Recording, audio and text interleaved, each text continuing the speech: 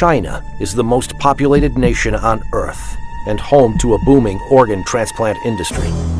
However, over the past decade, reports have emerged that the majority of organs are not sourced from death row prisoners and donations, as stated by officials, but rather from innocent prisoners of conscience murdered on demand.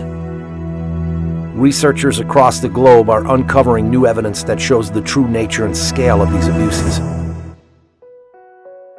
In June 2016, 3 independent investigators jointly published a 680-page report of irrefutable evidence. China, to my knowledge, is the only country in the world where the government-run industrial program kills people and sells their organs. Endless hospitals in here. We go into them in great detail. That we're talking about a very large hospital, endless amounts of transplant surgeons and transplant teams. I was really surprised how high the number was. I mean, as I say, it's multiple between 6 and 10 of the official figures. Hearings were held by the U.S. Congress, the British Parliament, the European Parliament, and the Canadian Parliament. The U.S. House of Representatives unanimously passed a resolution condemning the systematic state-sanctioned organ harvesting from non-consenting prisoners of conscience. China's killing for organs is making a major appearance across media outlets all over the world.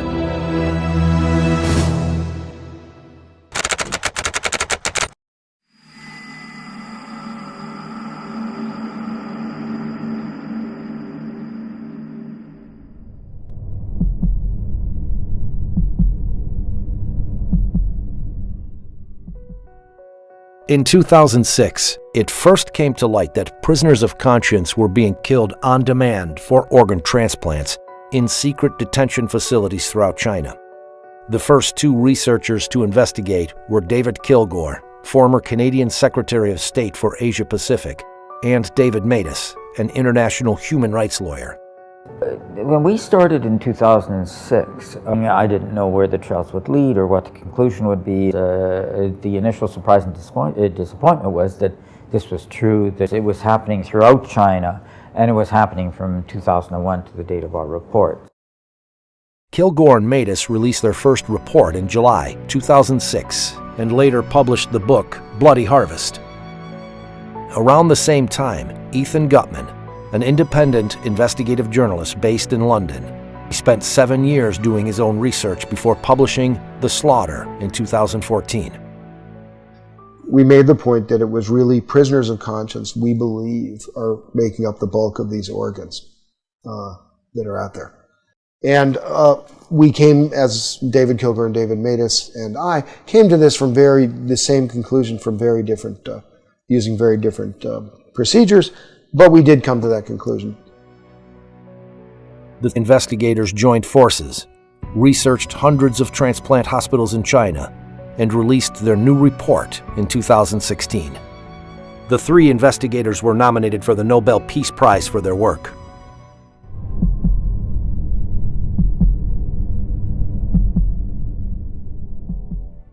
Discovering exactly how large the transplant industry is in China and how many victims there have been is difficult. The researchers spent a decade piecing together the evidence. For example, in September 2013, Director Zhu Jiye of the Liver Transplant Center at the People's Hospital of Peking University told China Economic Weekly, "Our hospital conducted 4,000 liver and kidney transplants within a particular year." So we had to cross-check everything. So when we had posted volume numbers, we cross-checked it against staff, against beds, against research publications, against media reports, against the purchase of immunosuppressive drugs. I mean, every which way we could. And what we were able to do by all this cross-checking is develop a consistent picture. And in that particular case, we came to the conclusion that yes, this claim of 4,000 was real. Shenzhen Central Hospital, they have 500 beds. It's actually over that now. 500 dedicated transplant beds. Now, they were claiming in their internal communications at several points to be doing 131% occupancy.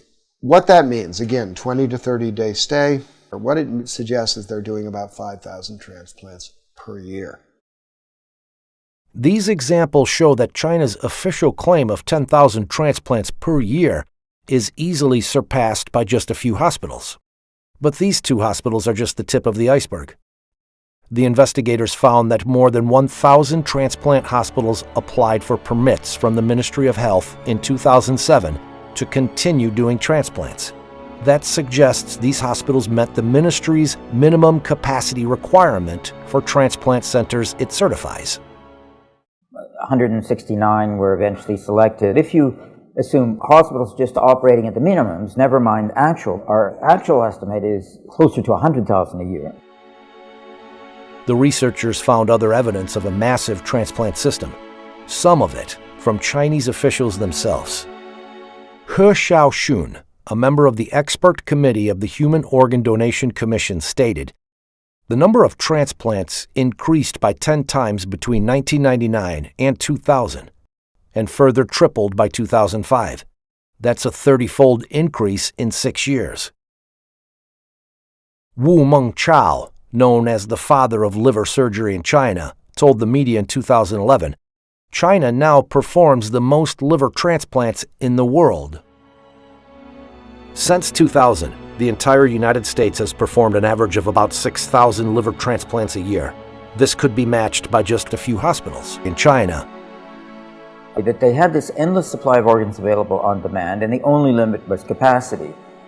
And so what you saw after 2001 was this huge building boom. New beds, new wings, new hospitals focused on transplants. And so that the volume, when the system's operating at capacity, increased year by year. The report shows that just the 169 hospitals approved by the Ministry of Health could have performed over 1 million transplants since the year 2000. Many more hospitals were also doing transplants despite not having been certified.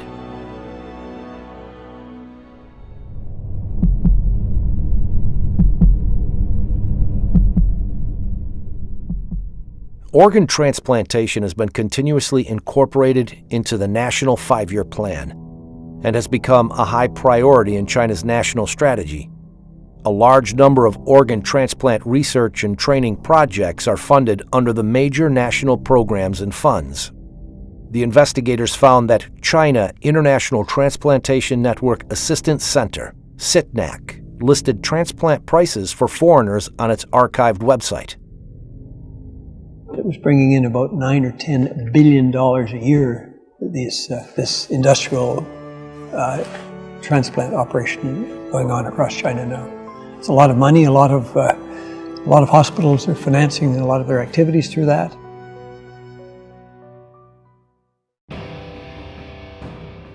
They're watched very, very closely indeed by the top leadership. So they're fully aware of this, as well as the fact that Wang Lijun, one of Bo Xilai, who was a contender for the Chinese presidency, this was his right-hand man. He was the most famous policeman in all of China.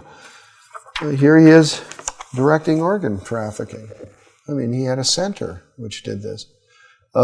He was given an award for doing this, and specifically for coming up with a new lethal injection method. He did thousands of transplants by his own admission in the award ceremony. He talks about that. CITNAC website stated, "We need to give all of the thanks to the government for the support extended for our completing such a large number of organ transplants every year. This is a one-of-a-kind in the world."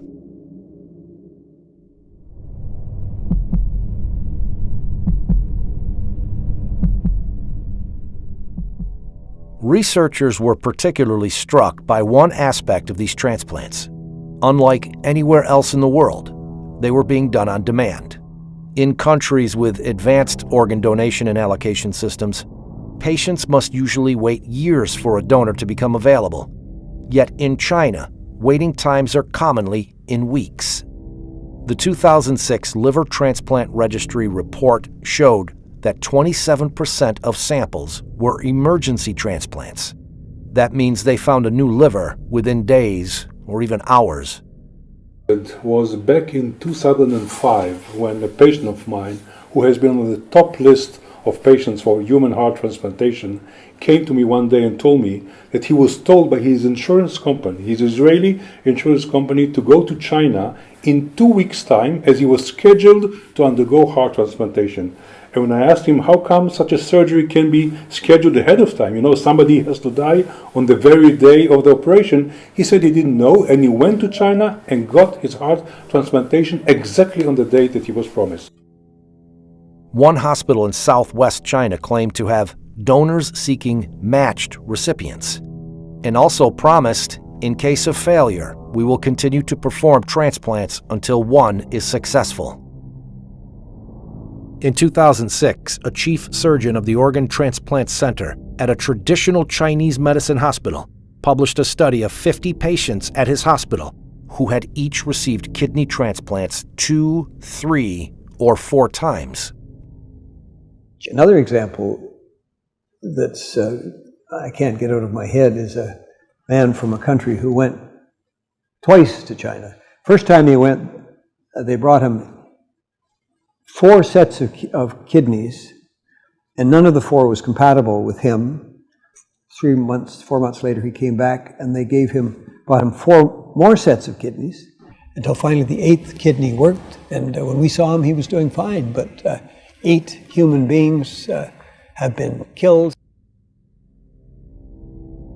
In northeastern China, the International Transplantation Network Assistance Center stated on its website, China carries out kidney transplants from living sources. It's completely different from cadaveric kidney transplants in Japan. Because they have a bank of live donors waiting to get a match on the computer. Like some horrible restaurant where you go in and see a lobster and say, I want that lobster, and the lobster's killed. It's a crime against humanity.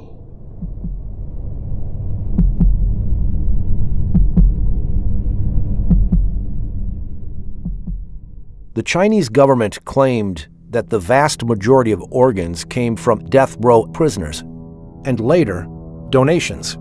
However, international organizations estimate that the number of death row executions at thousands each year since 2000, and decreasing. Chinese tradition requires that bodies remain whole after death. There was no organ donation system in China before 2010. Even today, there are very few donations. Therefore, these 2 sources combined account for only a tiny fraction of all transplants performed in China.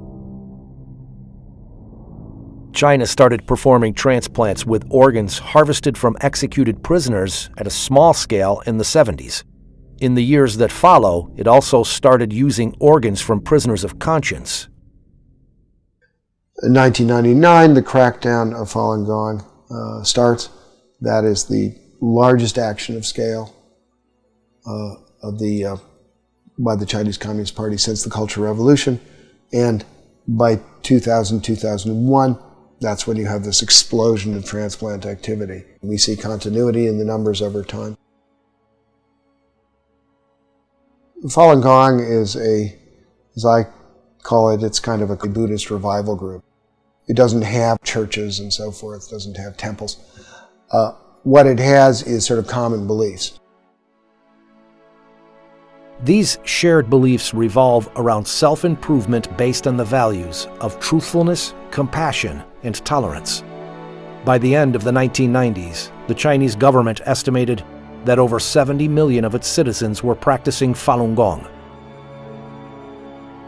Jiang Zemin, the head of the Communist Party at the time, saw Falun Gong's popularity and revival of traditional values as a threat to his rule, and launched a violent campaign to eradicate it in July 1999. Hundreds of thousands of Falun Gong practitioners from all over China traveled to Beijing to appeal to the central government, only to be arrested and tortured. When many refused to disclose their identities to protect their families and friends, they became part of a large, anonymous population held captive by the state. More practitioners were rounded up all across China. This is when large numbers of them started disappearing without a trace.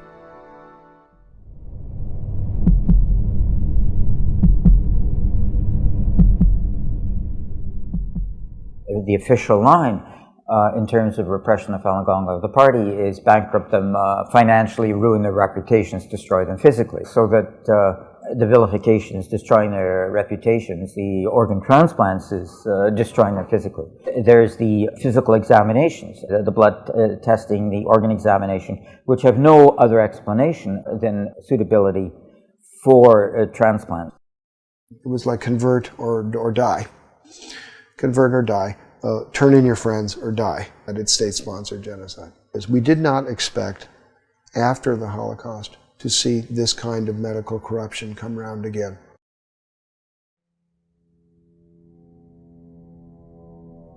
How can doctors, people trained to heal, harvest organs from living people for transplants? Educated and raised in China, Enver Tohti is an ethnic Uyghur surgeon, currently living in London. He was told to extract the organs from a living prisoner in 1995. They made you disabled to think yourself. My whole body just become a robot, just performed to do what I have been programmed to do. So anybody, if they label it themselves other than communism, the Communist Party or member, then they will be treated as an enemy of the state. Therefore, they are not even qualified as human beings, and therefore they are subject to whatever punishment is available. They made you genuinely believe what you are doing is for a good cause. It is little later I realized I shortened this man's life. That is equal to a killer. I killed him. This thing is haunting me. I have to tell the world to release the things inside my heart to get a little relief.